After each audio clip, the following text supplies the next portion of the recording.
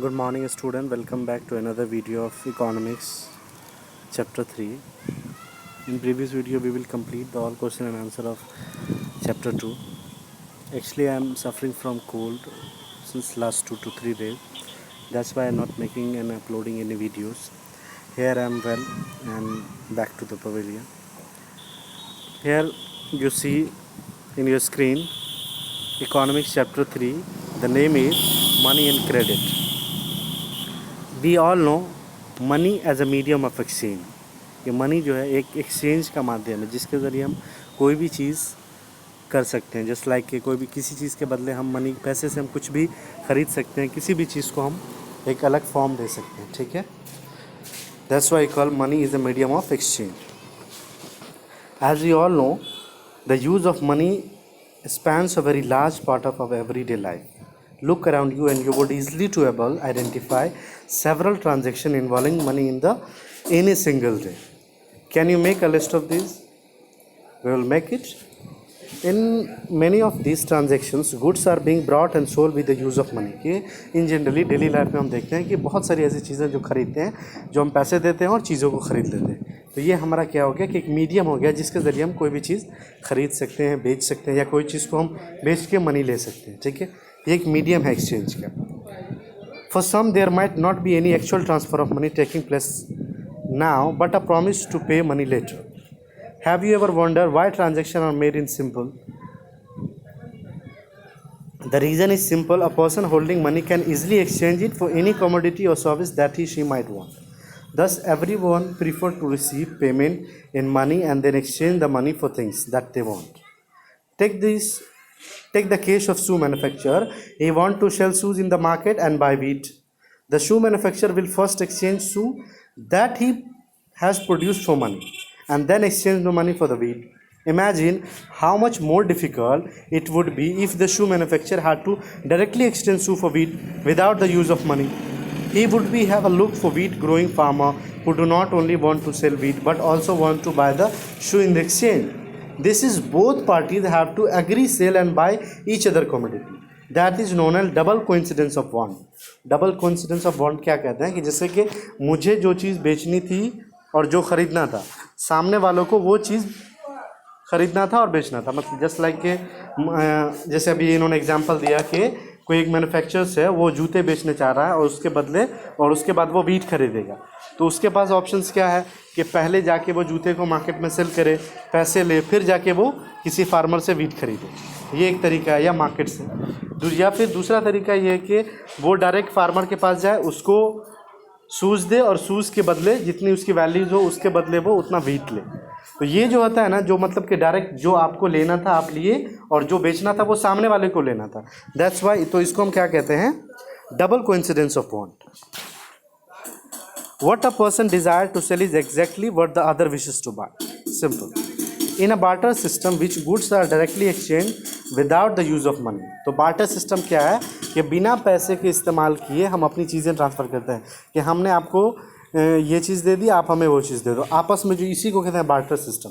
कि मुझे आपको शूज़ चाहिए, मैं आपको शूज़ दे देता हूँ. मुझे वीट चाहिए, आप मुझे वीट दे दो. That is called barter system. Okay.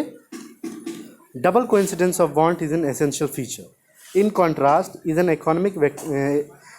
is in an economy where money is in use, money by providing the crucial intermediate step eliminating the need of double coincidence of want. It is no longer necessary the shoe manufacturer take a look for a farmer who will buy the shoes and at the same time they sell him wheat.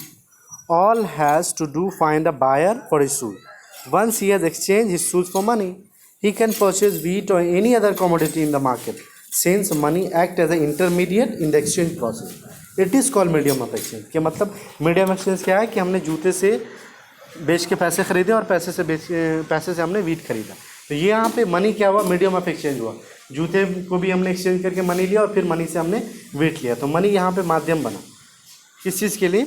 Exchange करने, goods exchange के लिए. That is, I hope you understand money as a medium of exchange.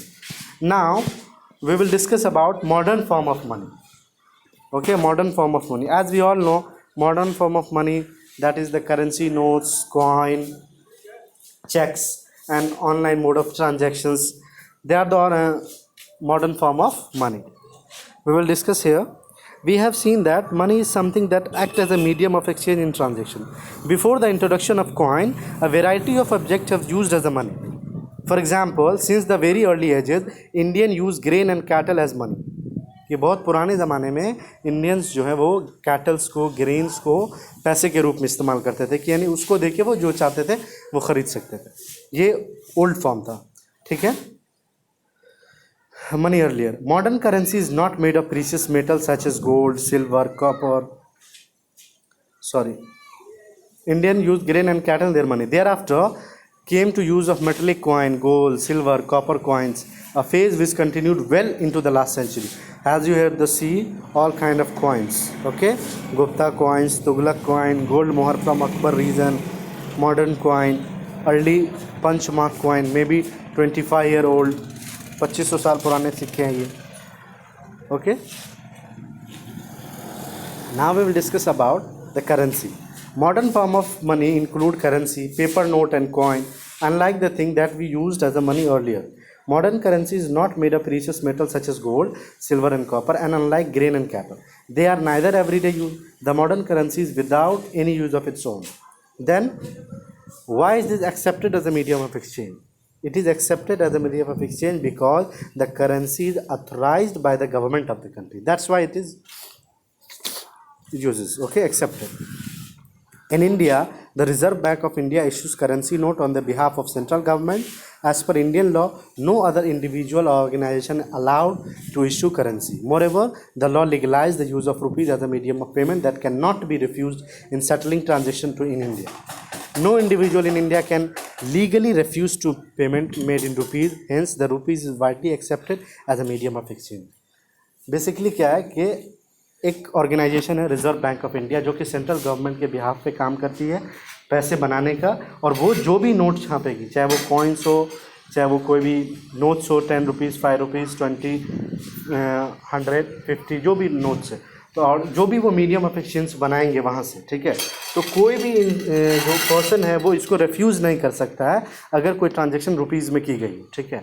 उसको वो नहीं कर सकता, वरना वो लीगली रूप से, क्योंकि वो लीगलाइज्ड किया गया है उस मीडियम को, उसे as a medium of exchange, इसीलिए कोई इसको रिफ्यूज़ नहीं कर सकता, ये इलीगल हो जाएगा. That's why rupees are widely used as a medium of exchange. Now the topic is deposit with bank, the other form in which people hold the money as a deposit with bank. As we all know, at a point of time people need only some currency for their day-to-day needs. For instance, worker who receive their salary at the end of each month have extra cash at the beginning of the month. कि शुरुआत के मुकाबले जो कोई workers है जो कहीं job करते हैं, उनको जब मंथ के एंड में सैलरी मिलती है तो वो बहुत ज़्यादा होता है, तो उनके खर्च से बहुत ज़्यादा होता है. तो वो क्या करते हैं, what do people do with extra से, वो एक्स्ट्रा पैसेज का क्या कहते हैं, they deposit it with the bank by opening a bank account in their name. तो वो अपने नाम से एक बैंक अकाउंट ओपन करके उस पैसे को उस बैंक में जमा कर सकते हैं. Okay. Bank accept the deposit and also pay an amount and as a interest on the deposit. Bank उस पैसे को एक्सेप्ट करेगा और उसके बदले जो उन्होंने डिपॉजिट करेंगे उसके बदले अगर वो ज़्यादा दिन तक बैंक में रखते हैं, इनफैक्ट 1 डे 2 डे 1 मंथ, तो उसको कुछ ना कुछ उसके रूप में मतलब इंटरेस्ट जो भी होता है, बैंक की पॉलिसीज़ है कि 1%, 2%, 5%, 10% उतना वो इंटरेस्ट देते हैं उसके डिपॉजिट पे. ओके. आप लोग कभी किसी का चेक बुक वगैरह या पासबुक आप देखेंगे तो उस पर अक्सर लिखा होगा बाय इंटरेस्ट और आगे अमाउंट लिखा होता है. ठीक है. Bank accept the deposit and also pay an amount of interest as the deposit. In this way people's money is saved with the bank and earns amount of interest. People also have the provision to withdraw the money as when they are required. और people's को ये provision है कि वो जब चाहे अपना पैसा निकाल सकता है. तो बैंकिंग सिस्टम हम लोग अच्छे से जानते हैं कि क्या है. Since the deposit in the bank account can be withdrawn on demand, these deposit are called demand deposit. अब याद रखें, ये जो बैंकिंग ट्रांजेक्शन है, डिमांड डिपॉजिट का क्या मतलब हुआ, जब चाहे हमने जमा किया और जब हमें ज़रूरत होगी हम उसको निकाल सकते हैं. तो ये जो डिपॉजिटर्स है कि जब हम चाहे जमा करें और ज़रूरत पड़ने पे हम उस डिपॉजिट को निकाल सकें, इसको कहते हैं demand deposit. Remember that. Okay. These deposit are called demand deposit. Demand deposit offer another interesting facility. In this facility, which led into essential characteristics of money, that of a medium of exchange, you would have read the payment being made by checks instead of cash. कभी कभी आप देखते हैं bank में कि सिर्फ पैसे के अलावा चेक्स में भी ट्रांजेक्शन्स होते हैं, ये भी एक मीडियम है in banking system. For payment through cheque, the payer who has an account with the bank make out a check for a specific amount. A check is a paper instruction by the bank to pay a specific amount from the person account to the person whose name in check has been issued. कि जिसके नाम पर ये check क्या होता है कि उस पर फॉर एग्जांपल जैसे मेरा एक अकाउंट है स्टेट बैंक में, तो उसके नाम से स्टेट बैंक एक पेपर्स देगी जिस पे मेटलिक नंबर्स होते हैं नीचे में, उस पर मेरा नाम, अकाउंट नंबर, बेसिक बैंक के डिटेल्स होते हैं. तो वो और आगे ब्लैंक ऑप्शन होता है जहाँ पे अमाउंट, पेही नेम्स लिखा जा सकता है. तो मैं अगर जिसके नाम से भी उसमें पेई नाम और अमाउंट दूंगा तो मैं ये एक्सेस देता हूँ बैंक को कि ये पैसे उनको आप ट्रांसफ़र कर सकते हैं या वो कैश में विड्रॉ कर सकते हैं. ये चेक सिस्टम हो गया जो कि बैंक इशू करता है पर्सनल अकाउंट होल्डर को, और अकाउंट होल्डर किसी को भी दे सकता है वो चेक्स. आप ये चेक का फॉर्म देख सकते हैं. ये नीचे cheque number, code using by the bank, जिसको बैंक इस्तेमाल करते हैं. और रिमेंबर दैट ये जो कोड होते हैं ये मेटेलिक होते हैं. इसको एक मशीन होती है MICR, magnetic ink character recognition, जिसके ज़रिए इसको रिकग्नाइज किया जाता है. यहाँ पे आप देख सकते हैं अकाउंट होल्डर का अकाउंट नंबर होता है, जिसको उन्होंने दिया होता है उसको अमाउंट लिखा होता है, और पे Prem Kumar 57,000 only. That is the form of cheque payments.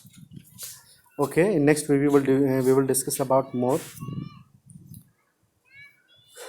So your homework is to remember modern form of currency, okay, and what is barter system, what is double coincidence of bond, okay, and what is demand deposit. Okay, you will remember that. If you have any doubt, message me in the comment box or in my YouTube channel. Have a nice day. Goodbye.